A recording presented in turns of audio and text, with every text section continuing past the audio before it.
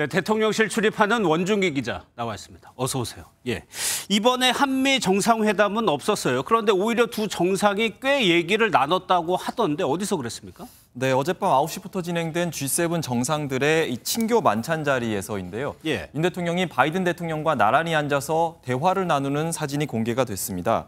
말씀하신 대로 이미 한미일 회담이 예정이 돼 있었고 또 다른 나라들과의 일정도 빡빡하게 이어져 있었기 때문에 별도의 한미 회담은 잡혀 있지 않았었는데요. 예. 대통령실은 일본 측의 배려로 이같이 자리 배치가 됐고 덕분에 두 정상이 다양한 현안에 대해 이야기를 나누게 됐다고 설명했습니다. 예, 이 만찬에서 사케가 나왔다고 하는데 이 양조장이 있는 곳이 지금 한창 논란인 후쿠시마에 있다고 해요. 이유가 좀 있어 보입니다. 네, 일본 외무성이 홈페이지를 통해서 어제 만찬의 메뉴와 원산지를 공개를 했는데요. 이 홈페이지의 아래쪽 보시면 히로토가와라는 사케가 제공이 됐는데 원산지가 후쿠시마현의 이와세군으로 표기돼 있습니다. 예. 이 사케를 만든 마스자키 슈조라는 양조장이 현지의 쌀과 물을 사용하는 것으로 알려졌는데요.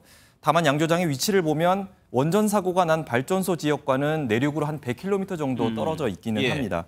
이 밖에 후식 메뉴에는 이와테 현산 치즈케이크 그리고 미야기 현산 딸기 젤라토가 제공이 됐는데 모두 동일본 대지진 피해 지역에 속합니다.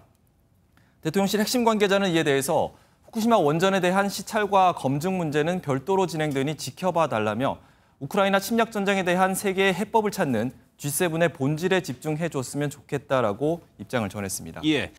이번 윤석열 대통령의 순방 일정이 2박 3일 좀 짧은 편이었지만 한번 좀 정리를 해보자. 가장 의미 있는 일정은 좀 뭐라고 봐야 될까요? 네, 지난 3월 방일과 지난달 방미 또 이번 달 기시다 총리의 방한 등 이 계속된 삼국 간 교류가 이번 한미일 회담에서 정점을 찍었다고 할 수 있겠는데요. 대통령실은 특히 한일 정상이 한국인 원폭 희생자 위령비를 참배하고 또 원폭 피해자들을 직접 만난 것을 의미 있는 장면으로 꼽았습니다. 예. 한일 정상회담에서 과거사에 대한 직접적인 언급은 나오지 않았지만 이 같은 행보 자체가 과거사 해결에 대한 양 정상의 의지를 보여줬다는 평가고요. 또 윤 대통령이 원폭 피해자들에게 사과하면서 동포들이 고난과 고통을 당하고 있는데 국가가 여러분 곁에 없었다라고 말한 데 대해서 한 대통령실 관계자는 이게 정치다라고 평가하기도 했습니다. 예.